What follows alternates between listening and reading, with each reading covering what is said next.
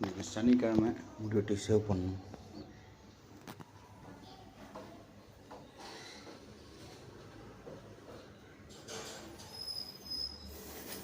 அந்த தராசு பண்ணிட்டாங்க, அதை வச்சு டெய்லி நினைப்பேன்.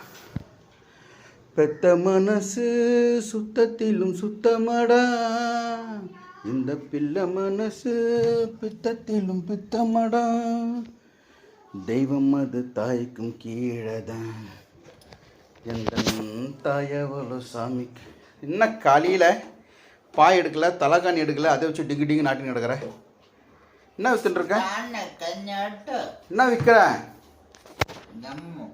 சார் அண்ணாச்சி, அண்ணாச்சி கம்மு தாங்க அண்ணாச்சி, முதல்ல கை கொடுங்க அண்ணாச்சி. என்ன பாரு, முடி நிறைய வளர்ந்துச்சு. வெறுங்கையை வீசிக்கிட்டு விறகு. எவ்வளோ இந்த கம்மு? எவ்வளோ? 10 ரூபா. 10 ரூபா. எவ்வளோ வேணும் இப்போ உனக்கு? பாக்கெட்டில் காசு இருக்கான். இந்தா. இது எவ்வளோ? எவ்வளோ அது? எவ்வளோ கரெக்டாக சொல்லு எவ்வளோன்ட்டு. 100 ரூபா. ஆ 100ரூவாவில் 10 ரூபா போச்சுன்னா மிச்சம் எவ்வளோ எனக்கு தருவ நீ? 40. 100ரூவாவில் 10 ரூபா போச்சுன்னா மிச்சம் 40 ரூபா. எப்போ தருவேன்? நாளைக்கு. என்னாச்சு என்கிட்டயே கடன் வைக்கிறீங்களே? சரி பாயிண்டில் வச்சுங்க. சரி நாளைக்கு கொடுங்க 40 ரூபா. பாயிண்டில் வச்சுங்க. நான் போய் பால் வந்துட்டுங்களா? வேறு என்னென்ன உனக்கு? காரசேவு, பர்பி, அப்பளம். சரி, ஒரு 100 இன்னொரு 100, 2 100 சேர்த்தா எவ்வளோ? 100 ரூபாய் 100 ரூபாய். 100 ரூபாய் 100 50 ரூபாய். கணித வேதை ராமானுஜம் வந்தான்னா அந்த ஊசியத்தை தள்ள குச்சி குச்சி குச்சி குத்திப்பாரு. சரி ஓகே.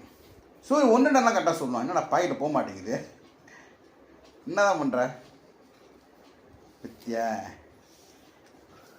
அவ்வளோதான். அந்த நோட்டு யாருக்கு சொந்தம்? யாருக்கு சொந்தம் அது? உனக்கு தான் சொந்தம். தரமாட்டேல்ல? சரி வச்சுக்கோ.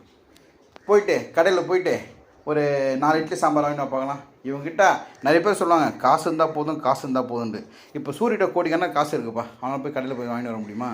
அதுதான், காசு மட்டும் ஒருத்தனை சந்தோஷமாக வச்சுருந்து தீர்மானிக்க முடியாது. இல்லை சூரி, நம்ம ஜாலியாக இருக்கணும். எப்படி இருக்கணும்? ஜாலி. அவ்வளோதான். இருக்கிற வரைக்கும் சந்தோஷமாக இருக்கும். டன்னக்கா டனக்கனக்கா. சரி போய்ட்டு வந்துட்டா, பால் போய்ட்டு வந்துட்டா, தலைகாணி எடுத்துருவா. இன்றைக்கி என்ன பண்ணோம்? முடி கட் பண்ணிடலாமா? சரி.